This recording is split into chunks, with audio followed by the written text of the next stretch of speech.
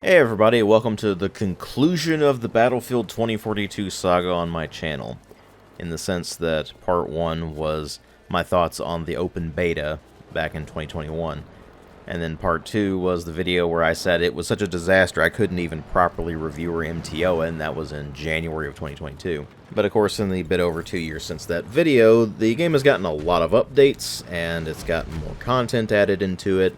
And, of course, it's gotten numerous seasons of content. Don't worry, we'll get to that in a moment. But one of the particularly interesting things that just happened with it is that Steam had a free weekend of it, and that's why you're getting this video.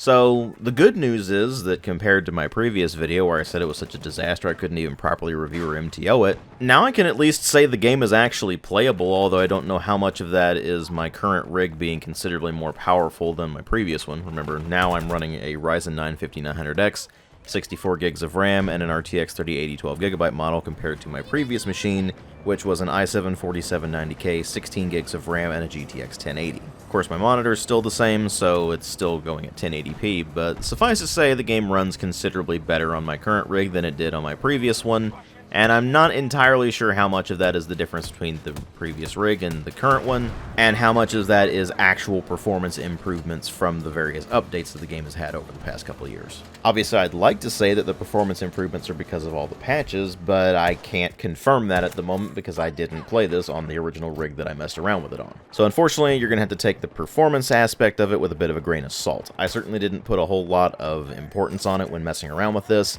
because it was mostly running fine throughout my entire time, whether I was playing the smaller modes like Team Deathmatch, or the bigger modes like Conquest 64, or especially Conquest 128.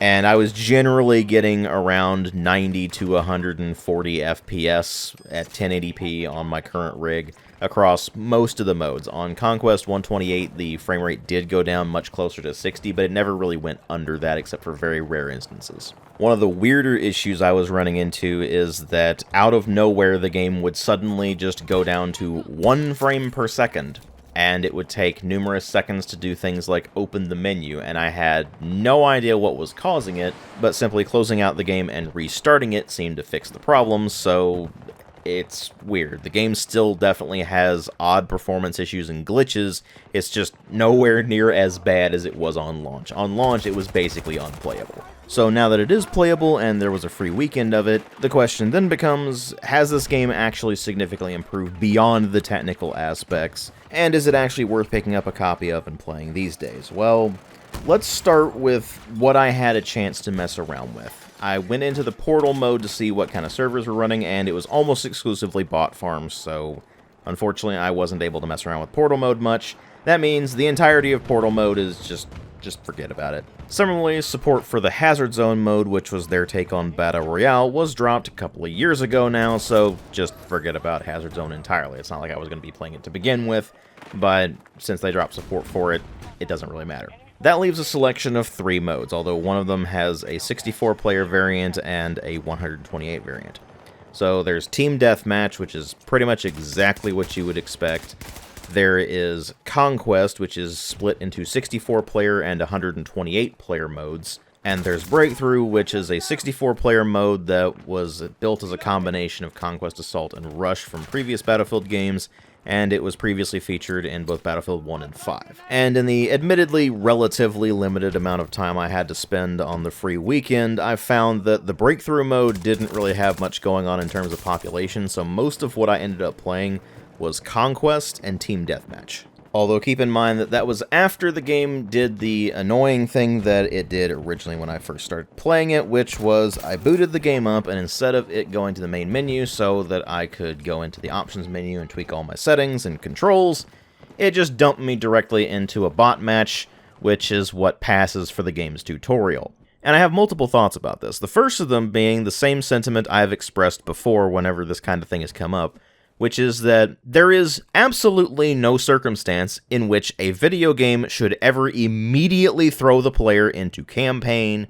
multiplayer, bot matches, whatever it may well be, when you boot up the game for the first time. In every single situation, It should always boot up to the main menu first, so the player can go into the options and adjust their controls, as well as their sound settings, and of course, if you're playing on PC, the graphics settings. These are all things that need to be adjusted before the player actually delves into the game, whether it be a tutorial, or campaign, or multiplayer, or whatever it may well be. Immediately throwing the player into gameplay when they boot up the game for the first time is incredibly obnoxious, especially if you use what is generally considered to be non-standard hardware. As a prime example, a lot of English speakers don't really understand this, but QWERTY, the standard keyboard layout in the English-speaking world, is not the standard everywhere. For example, in the French-speaking world, the standard layout is AZERTY, which means that instead of WASD for your movement keys, the equivalent on the AZERTY keyboard would be Z or Z if you're using British or Canadian English, Q, S, and D. And a game like Battlefield 2042, which hilariously I might add, forces you to go through all of these so-called accessibility options, some of which actually are accessibility options like color blindness settings, before immediately throwing you into the unskippable tutorial cutscene that only explains how the conquest mode works, and then after that it immediately throws you into the tutorial match against bots, and then explains nothing else. You don't get any kind of tooltips on how to actually play the game or anything like that. Just mess around with these settings if you have a particular disability like color blindness or something, and once you've done that, then here's how to play Conquest mode in a very boring presentation format. Oh, by the way, here's the game. Now it's up to you to just figure it out, asshole. Oh, and bonus points for it already having forced me to do this when I originally played the game back in January of 2022, because from what I can tell, instead of the flag for, hey, this player has actually finished this tutorial, can just jump right into the main menu immediately, is actually in the game files on the local computer rather than on the account. So you can have an account that has many hours of gameplay, and if you install the game on a new computer, it doesn't matter which computer it is, it could even just be a refresh of an existing computer that was already installed on and you had to reinstall it again, congratulations, you have to go through this entire process over again. Because of course they didn't think about that. Anyway, my point with all of this rambling was to say, developers, nobody, and I mean nobody, likes it when they start a game up and it immediately throws them into gameplay without them being able to fix their settings. Having to stop the game that they are playing to go fix their settings because you did not let them fix their settings is really annoying. Especially if it's either a multiplayer game or something like a Souls-like where you can't pause the game. So I reiterate, developers, stop doing that.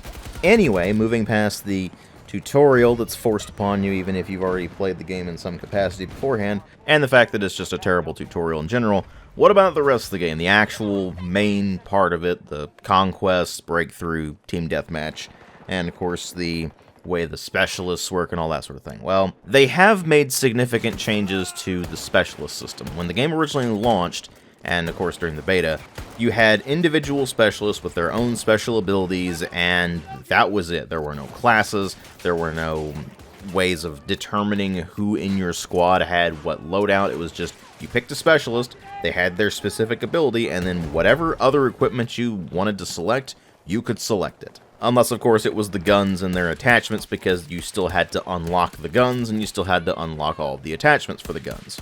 It was a blatant attempt to capitalize on the whole hero shooter craze, which Call of Duty dabbled with back with Black Ops 3 and 4, but after those two specific games, the operative system was just reworked into something that's purely cosmetic. It was only determined what your character looked like and what they sounded like. And that was perfectly fine for Call of Duty, but EA saw dollar signs in being able to sell skins for these various characters and such, so they decided to work something like that into Battlefield 2042, and they also made it gameplay affecting, and it was a complete disaster. Because of the way they'd set up the loadout system and the specialists, there was absolutely no way you could coordinate your abilities with your team. You had basically everybody running around as one character, McKay, because he had a grappling hook and that allowed you to go wherever you wanted, basically, and none of the other characters really had any abilities that actually mattered. To make matters even worse, they had a really bizarre conflict in tone. The setup setup for the game is that in the future, natural disasters are basically commonplace, and you have a large contingent of people called no-pats who have renounced their allegiance to any particular nation, and it's a grim, dark future where everybody's constantly fighting over resources and so on and so forth. And into this world, you had characters making jokes about how battle is fun, and telling the other side to not feel too bad about losing because these things happen sometimes and all that kind of thing. It was such a massive amount of tonal whiplash, it made you wonder what the hell the developers were thinking. I mean, you have the world being set up as dark and gritty and just grim and depressing, and then the characters themselves are just goofing off like they're having a great time. It was ridiculous. And that got even worse when they started trying to do things like introduce seasonal skins, like having characters in Santa outfits and such like that. Nobody liked this thing, so thankfully, EA dialed that back quite a lot. Although they ended up dialing it back so much that now, instead of the characters just being really annoying and obnoxious, they have absolutely no personality at all and are just really boring. On top of this, they completely gave up on any kind of setting or storytelling. I mean, the original game launched with absolutely no campaign or anything like that, so it's not like they were putting much emphasis on this to begin with.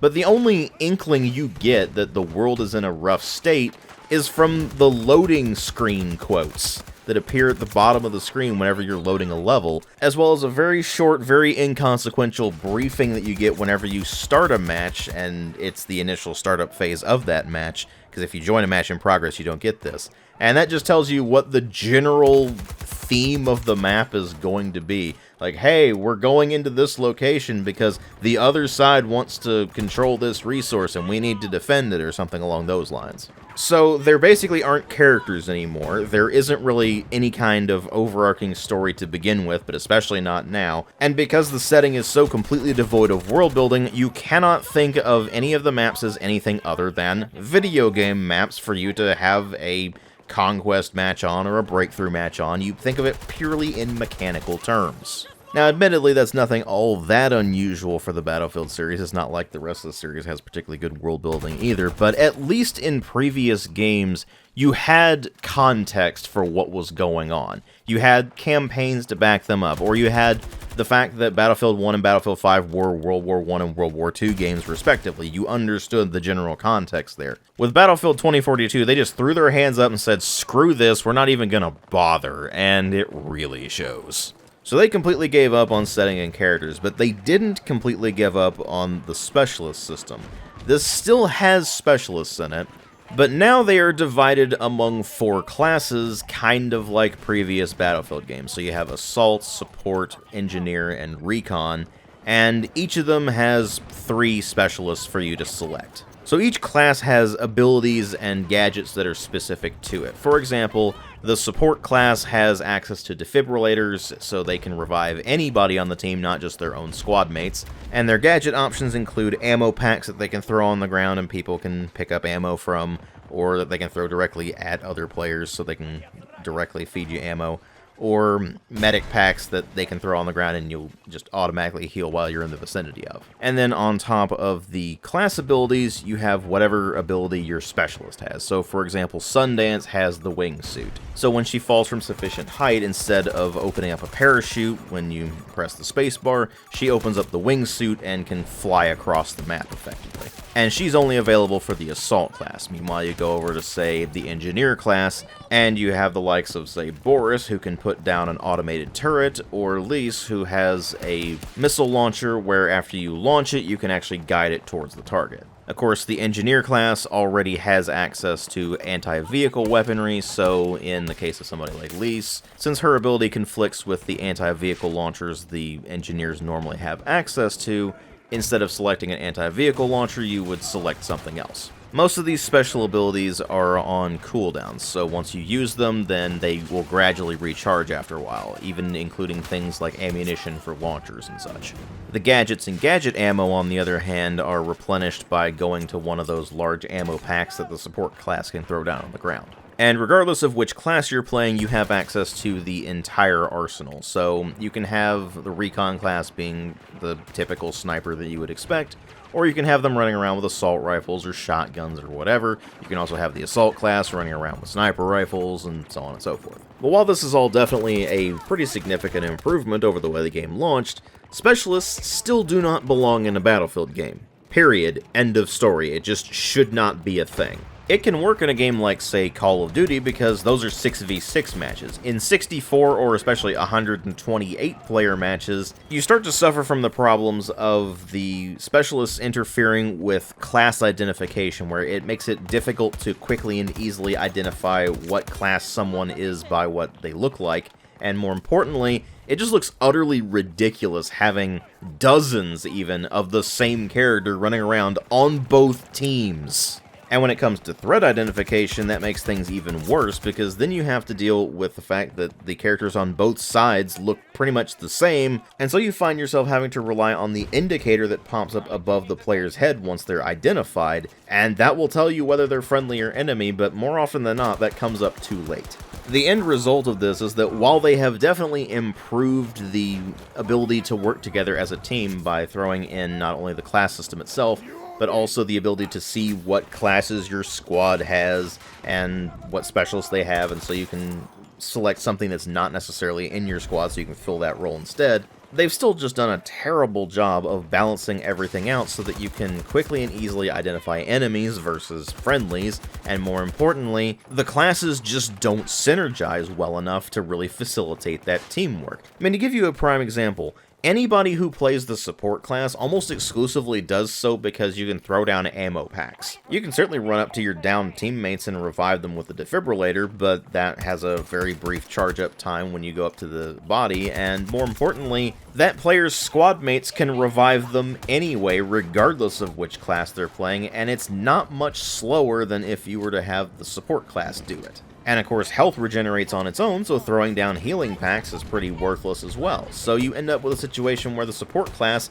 basically just becomes your ammo bot and nothing else. Engineers are supposed to be not only the class that can repair vehicles, but also the class that is anti-vehicle, and they aren't given enough ammunition to even take out light armored vehicles, let alone main battle tanks. So you need at least 2 or 3 of them working together to take out single vehicles, and the enemy is going to be throwing multiple vehicles at you all at once, so they just get overwhelmed incredibly quickly. And of course, those vehicles can get repaired in the time it takes for more engineers to arrive to try to take them out, so it ends up basically being moot at that point. And then of course there's the inherent balancing problem of people who've played the game longer have access to more weapons that they've unlocked, most of which are better than the ones you started with, and you also have to grind out attachments for every single one of your weapons, so if it's not especially usable to start with, then you have to suffer until you've eventually unlocked the attachments that make it more tolerable. And some of these attachments are just straight up power improvers. I mean, most of them have high powered ammunition that just does a lot more damage, so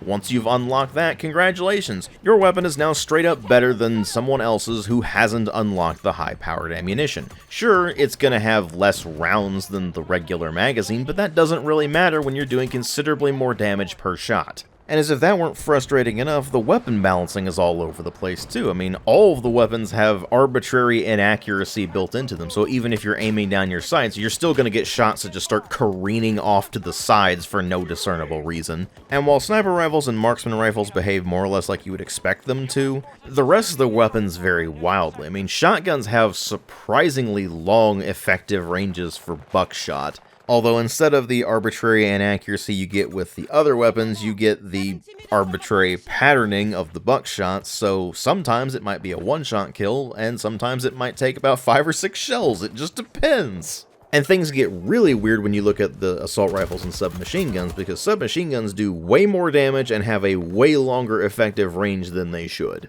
And while I would say that the submachine guns are just straight up better than the assault rifles in nearly all cases, between the game's use of arbitrary inaccuracy even when you're aiming down your sights, and the weird damage modeling the game has where it doesn't seem like it's consistent at all, it's frankly just a crapshoot as to whether or not you're gonna win a gunfight.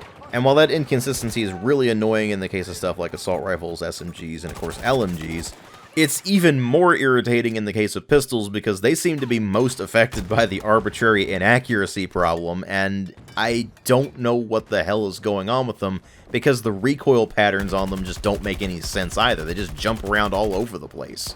It's just utterly baffling. I mean, previous games in the Battlefield series weren't necessarily known for having good gunplay, but they certainly had better gunplay than this.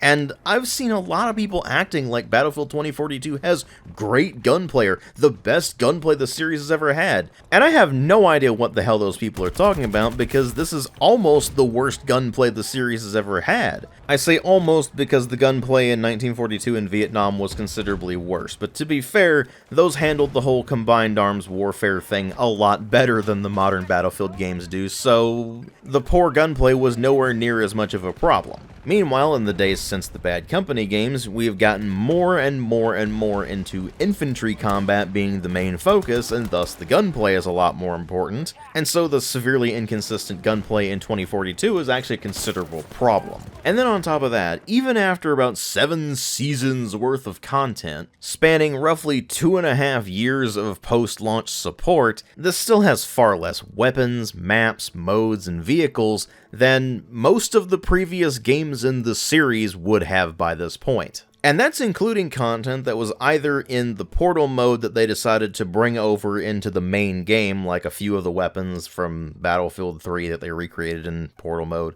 and then brought into the main game itself, or maps that are just recreations of maps from previous Battlefield games like Arica Harbor or El Alamein, some of which were primarily designed around specific modes in previous Battlefield games. Like Arica Harbor is primarily a Rush map, and Rush isn't even in 2042 anymore. The closest thing you get to it is Breakthrough, and it just doesn't play the same as Rush did. So you have this weird situation where some of the maps were designed more for specific modes, some of which aren't even in this game, and so they're being shoehorned into being played with other modes, and they just don't work very well. And you have the new maps that were made specifically for 2042, which are just chaotic messes that have absolutely no flow to them whatsoever. So you end up in situations where the entire teams will be fighting over maybe 1 or 2 points, but all of the other points on the map are controlled by one team or the other, and you might have a single squad over there protecting it because that's all it really needs. Nobody's going over there because they have to go through other points to get there, or they just don't care, and nobody's coordinating very well because it's modern Battlefield and most of the people playing it are Call of Duty converts who have no idea what to do other than run around like headless chickens. And that chaos is only increased with the Conquest 128 mode, where you have each team being 64 players, and so there's going to be even more vehicles, even less coordination between the teams, and even more chaotic messes where you have 1 or 2 points on the map where everybody congregates and starts fighting, and the rest of the map is basically a ghost town. Even the Breakthrough mode, where everything is simplified down to 1 or 2 objectives at a time for the attackers to go after, end up with the players just running around like headless chickens all the time, and mostly seeming to focus on getting kills more than anything else. And so going into any given match of Battlefield 2042, except for TDM, is going to be a complete crapshoot as to whether your team even remotely attempts to work together to complete objectives, or just runs around like headless chickens going for kills because they think it's Call of Duty or something.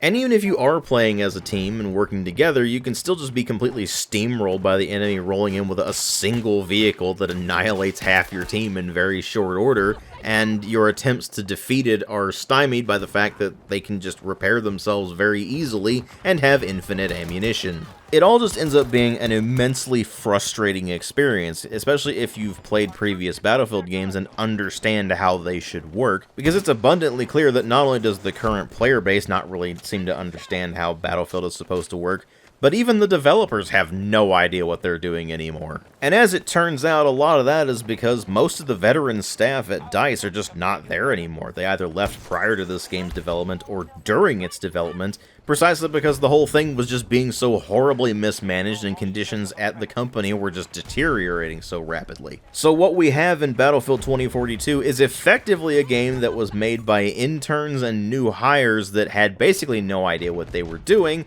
and had to learn the engine on the fly, as well as just game development principles principles in general on the fly, all the while their corporate overlords at EA were just demanding that they put certain features into the game or excise certain features at different points, and it just ended up being a complete disaster all around. And I think the thing that speaks the most about what Battlefield 2042 actually is, other than just a complete disaster, is what greets you when you start the game up. I'm just going to show it to you because it gives me a headache every time I even think about it.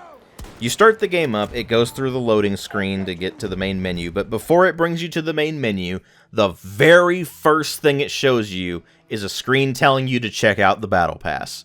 Because that's what this game's all about. It's about monetization. Whether it be things that return from previous Battlefield games which were obnoxious in those too, like the shortcut pack, where instead of going through the grind of unlocking weapons and attachments and stuff, you can just pay them an extra fee and they just give you all that stuff for that fee. Meaning that if you pay extra, you just have a straight up advantage over all the other players that didn't. And then, of course, there's things like the weapon skins and specialist skins that you can buy, and the Battle Pass, which is meant to instill FOMO, fear of missing out, for all the cosmetic items and such that are exclusive to the Battle Pass, and thus you'll be tempted to spend even more money on the Battle Pass, which will then allow you to unlock all of those things, but not necessarily all of them, because you still have to grind through the Battle Pass to get them. All of which is in a game that they are charging $60 US for, I might add, or $90 US for the Elite Edition that gives you the Season 1 through 4 specialist weapons and vehicles and a cosmetic bundle, because clearly this dumpster fire of a release really deserves a special edition that you pay extra for and don't really get anything worth having.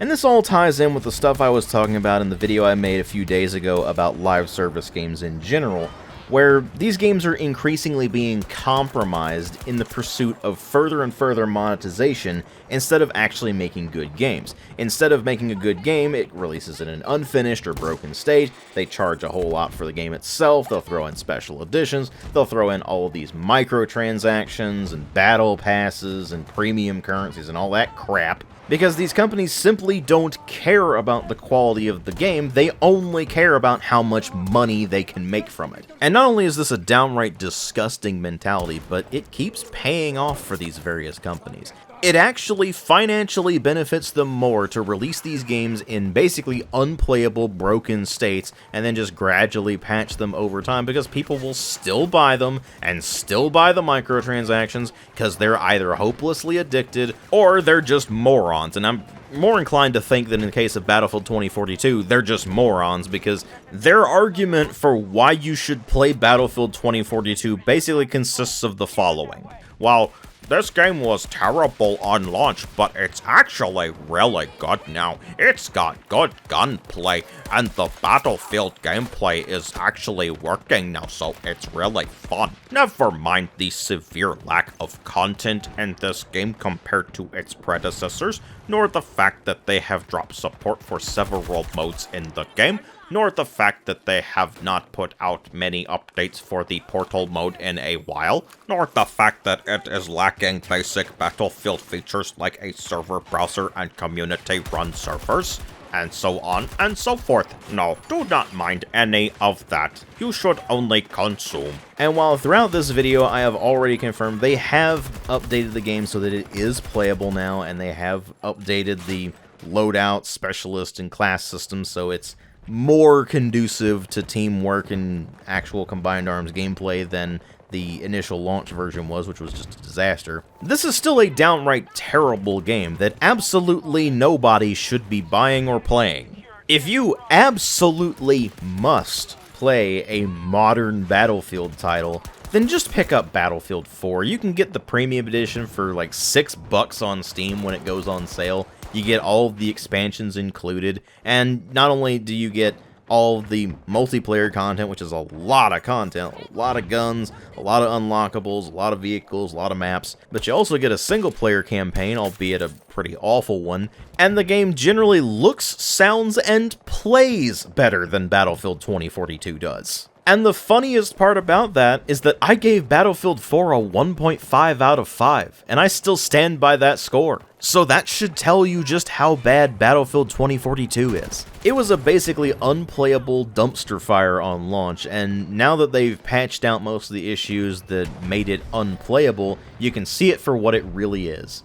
A completely cynical, soulless cash grab. One that you should absolutely avoid like the plague. Because buying into this game, and especially buying those microtransactions or battle passes or anything like that, only proves to EA and other companies that pull this kind of shit that they can get away with it whenever they want. That they can expect to be rewarded for their terrible behavior.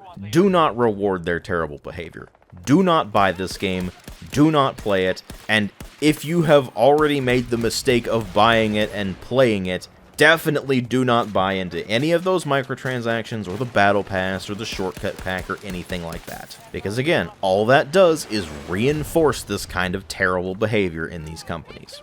Thank you all for watching and sitting through the whole rant, ramble, whatever you want to call it. Because I always felt like with my previous video on Battlefield 2042, I just kind of left the whole issue open. I didn't really have anything definitive on the game yet, because I wasn't able to review it at that time. It was basically unplayable, and so the only thing I could really do was ramble about how unplayable it was. Now that the game is actually in a playable state, and they had their free weekend of it, I was able to go back in and test it out again and make something a lot more definitive and understand what exactly we're dealing with here. And as it turns out, it's a game so awful that I actually recommend Battlefield 4 over it, which is depressing to think about.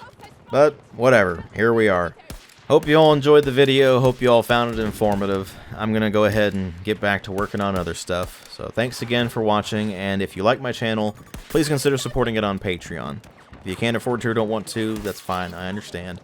But the option's there if you're interested, and every bit really does help out. Even something as simple as $1 a month actually really helps out a lot. Thank you all again for watching, and I'll see you in later videos.